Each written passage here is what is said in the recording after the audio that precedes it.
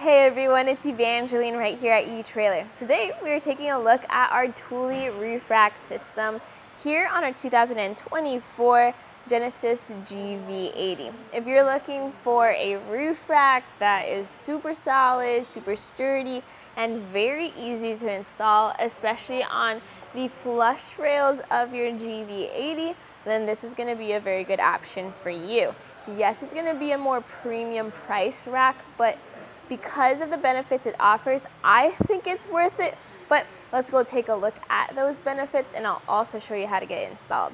What we have here is a set of 3 different types of parts. So we have our 53-inch crossbars, we have our foot pack for flush rails, and then we have our custom fit kit that perfectly fits around the flush rail of your Genesis GV80. So it's very important that you get all 3 of those things to match your car. Fortunately, we have full kits right here at etrailer. Just put your year, make, and model at the top of the page, and that will help you get guided to the actual correct part. Now, for those 53-inch long crossbars, what I did notice here on our SUV is that these give a little bit of overhang, but not too much where they stick too far out. Because the roof of your vehicle is a little uneven though, the front might look like it's shorter than the rear, but that's just going to be the angle that you're at. What we measure for overhang is from your tower to your end cap, because you can't really put things on your end cap. So up front we have about 2 inches of overhang, and then towards the back you have about 2.5 inches of overhang. Now that is going to be on the shorter side, meaning you wouldn't be able to put a lot of things on that, but still some extra space that might make it a little bit easier for you to reach your crossbars, or a little bit more space to use for those fun cargo and accessories. Your other option is to channel mount your accessories. So at the end of your wing bars, if you flip that end cap over, you get access into that channel.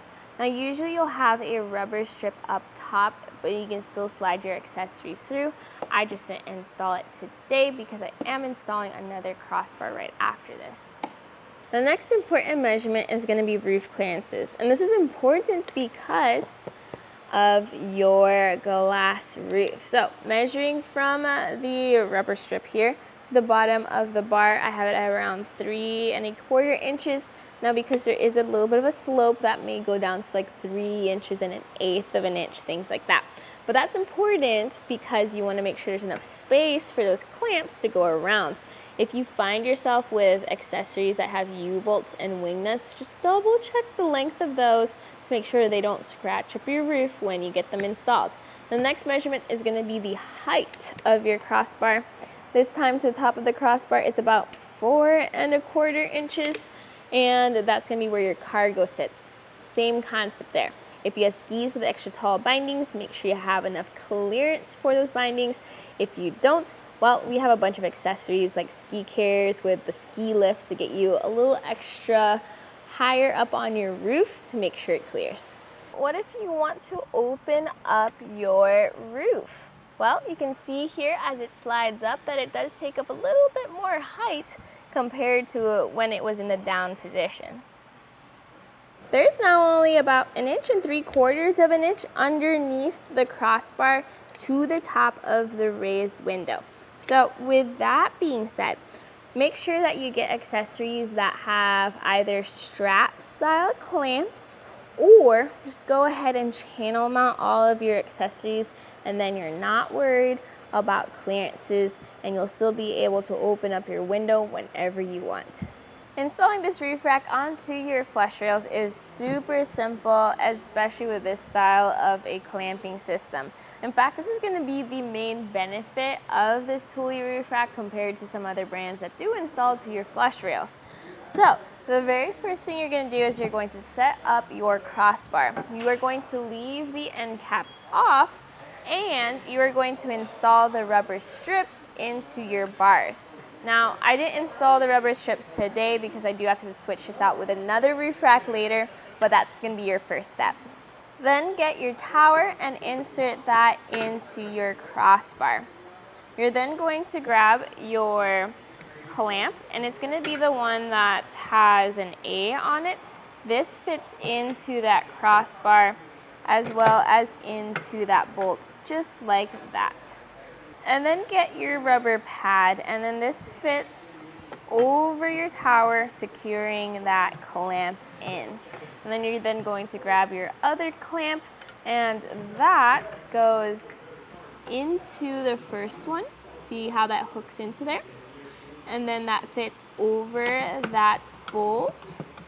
And then you get this nut, which fits through the hole and secures to the bolt. So all those pieces then fit together. Now I don't really need to tighten down this just yet. Go ahead to the other side and repeat this process with your second foot pack. With both towers in place, you're then going to make sure they stay on your crossbar by inserting your end cap. Make sure to find the end cap that matches the end, and this just pops right through. This helps prevent the tower from slipping out, which is very important as you lift your roof rack up and onto your flush rails. Now, obviously, this would be a lot easier if you had a second person to help you out, but it is totally doable if you are very careful all by yourself. So once you have that into position on both sides, you're then going to fine tune that position. And what that means is that you may want to move your crossbars forward and back to make sure they're in the exact same spot on the flush rail on each side. And you're also going to take some measurements for the length of the bar on each side, because you want to make sure that that is even. Then grab your torque tool and tighten down that center bolt.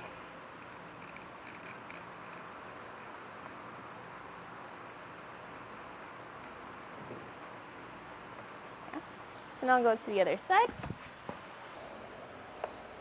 This will have its own torque spec, which means once you get to torque or enough tension or tightness, which may require a little bit of muscle, and then it will automatically click on you,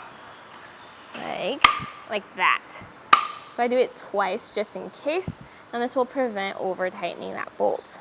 Finish off by putting the end cap on. So this not only clicks into place, but also has a lock core.